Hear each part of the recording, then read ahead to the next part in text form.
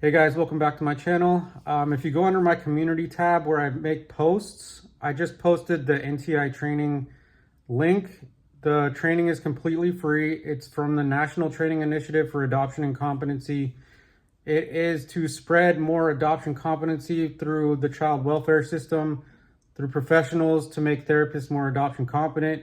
Because adoption is so complex, there's so many different unique needs that adoptees have that are widely misunderstood by society and even trained professionals today. I put the link in the post if you guys want to go check it out. That is my goal on this channel, is to become as adoption competent as possible, and that's in foster youth as well. I'm currently taking the training. I'm on module 3. But yeah, because I was so gaslit in my own adoption, it has taken me decades to figure out what was going on, what's the truth, and what are lies. And I'm always going to be, it's a lifelong process for adoptees. So go check out that link if you want to become more adoption competent. I recommend it to adoptees and adopted parents. Even though it's basically for child welfare professionals, it can be an extremely vital, helpful tool for you as an adopted parent or an adoptee to become a little bit more adoption competent. And the reason why I'm taking it is because I was so gaslit in my own story. So I'm going to get into what gaslighting in adoption is. So gaslighting in adoption refers to when adoptees' feelings, experiences, or perceptions about their own adoption are dismissed, minimized, or invalidated by others, making them question their own reality. This can come from adoptive parent society or even the adoption industry that often reinforces the idea that adoptees should feel only gratitude and not acknowledge the complexities of their experience. Examples of gaslighting in adoption: minimizing loss.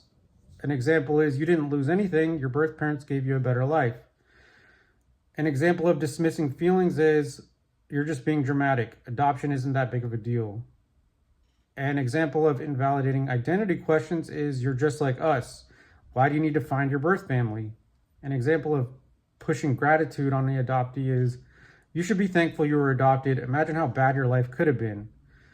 So an example of gaslighting grief is, you were a baby. You don't even remember your birth parents. Why are you so sad? What is the adoption fog? Adoption fog refers to a period where adoptees internalize, idealized, or one-sided narratives about adoption. An example is, I should only feel grateful. Now, while expressing or ignoring the more complex, painful aspects of their experience. It often results from societal or familial gaslighting, making adoptees unaware or unwilling to explore their true feelings about adoption, becoming more self-aware. How to get out of the adoption fog, especially after gaslighting. You can acknowledge that gaslighting happened. Acknowledge the ways that which your feelings were dismissed or invalidated. Understand that questioning the adoption narratives doesn't make you ungrateful or unloving. It makes you authentic. So you can say to yourself that my feelings about adoption are valid, even if others don't understand them. You can internalize this message because it is true. Educate yourself about adoption realities. Read books, listen to podcasts, engage with other adoptees to understand the broader spectrum of adoption experiences. Adoptees On is a great podcast. There's tons of others. Taking the NTI training as an adoptee can help tremendously. It's helping me seek out voices of adoptees who shared nuanced perspectives. Consider reading The Primal Wound and other good books. I always recommend The 7 Quirks of Adoption and Permanency by Sharon Rosier. Validate your own emotions. Accept that it's normal to have mixed feelings about adoption, including grief, anger, confusion, and love. Write down or verbalize your emotions without judgment. What does adoption mean to me today? What emotions come up when I think about it? It's such a deeply personal thing to be adopted. And so many people have opinions that they try to force on us. Set boundaries with those who gaslight you. Protect yourself from people who dismiss your feelings. Practice assertive communication to express your truth.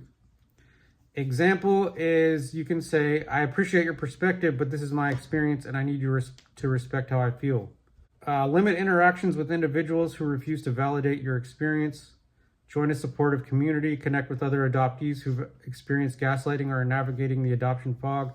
Online communities, forums, or in-person support groups can offer understanding and validation.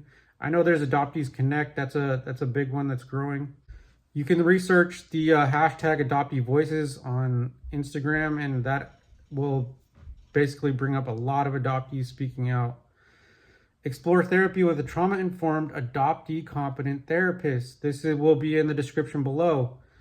Going to a therapist for me that is not trained in adoption has been more damaging and more unhelpful and more frustrating.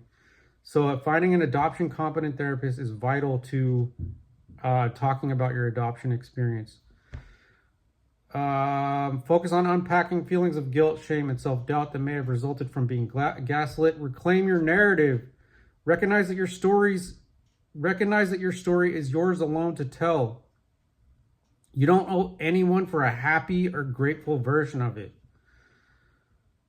Create a space for your authentic experience by journaling, writing, storytelling, or sharing your truth with trusted individuals. Part of this channel is me telling my story in an authentic way because I was never allowed to in basically all settings, in my house, in therapy, in school, work. This is basically my version of telling my own authentic story, and I don't care anymore who listens or who doesn't listen. This is for me and other adoptees who need it. They will know who they are, and adoptive parents who are genuine enough to listen and compassionate enough to listen and take in this information, knowing it comes from lived experience. And I'm just one. I'm one transracial adoptee speaking out of many, many, many, many, many. Practice self-compassion. Remind yourself that questioning adoption doesn't make you bad or ungrateful. Celebrate your courage in exploring your true feelings, even if it's uncomfortable. Allow yourself to grieve. Recognize that adoption often involves loss of your biological family, if you're transracial, adopted, or intercountry, your culture, your identity, and that it's okay to mourn. Grieving is a healthy and necessary step towards self-awareness and healing. Take your time. This isn't a race. Exiting the fog is not a quick process. It's a journey. It's of self-discovery and self-acceptance. Be patient and kind to yourself and process your emotions and experiences. Some affirmations you can try to internalize. You can say, my story is mine. No one else gets to dictate how I feel about it. You can say, I can love my adopted family and still grieve my birth family. You can tell yourself, I don't need to meet anyone else's expectations to feel whole. My feelings about adoption are valid no matter what they are. And that's just the truth. I mean, your adoption experience is yours and yours alone. Your story is your story and yours alone to own it, to deny it, to explore it. In the end, getting out of the adoption fog after being gaslit involves reclaiming your narrative, validating your emotions, setting boundaries, and seeking support. It's about stepping into your authentic self and allowing all parts of your adoption story, both the joyful and the painful, to coexist. Resources will be in the description below. Love you guys. Hope this helps.